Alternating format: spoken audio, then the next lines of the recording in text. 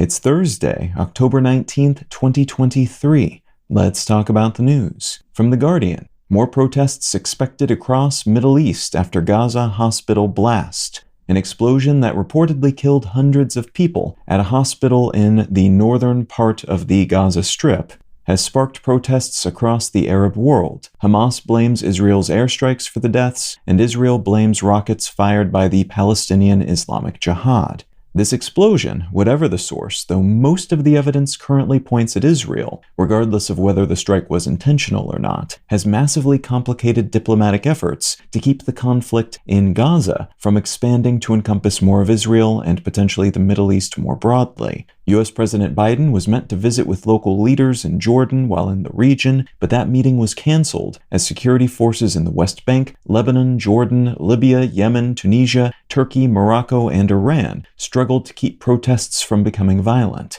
More than 1,400 people were killed by Hamas sneak attack strikes into Israel that began on October 7th. Around 200 people are still being held hostage by the group, and the UN estimates that more than 3,000 Palestinians have been killed by Israeli counterattacks in Gaza so far.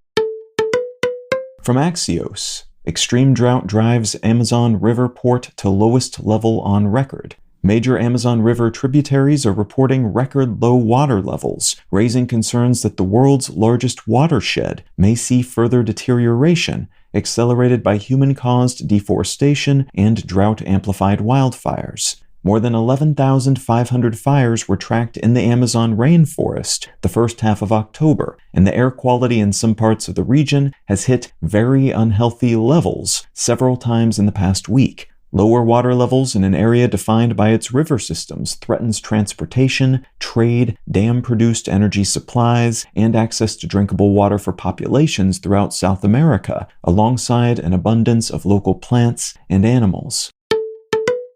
And from the Wall Street Journal, U.S. tightens curbs on AI chip exports to China. The U.S. government has announced new restrictions on selling advanced semiconductors to Chinese entities as part of a larger effort to keep China from surpassing the U.S. in AI and other multi-use technologies. This comes about a year after initial restrictions on these sorts of sales to China were implemented, which made it a lot trickier for Chinese companies and agencies to acquire the highest-end computer chips produced by Western companies. For their part, Nvidia and Intel don't seem too concerned about these enhanced limitations, which are mostly focused on closing loopholes in those previous restrictions, as both companies are having trouble serving existing non-Chinese demand for their AI-optimized hardware, though there's a chance that once their supply chains are recalibrated to meet those newfound demands, these restrictions could negatively impact their bottom line.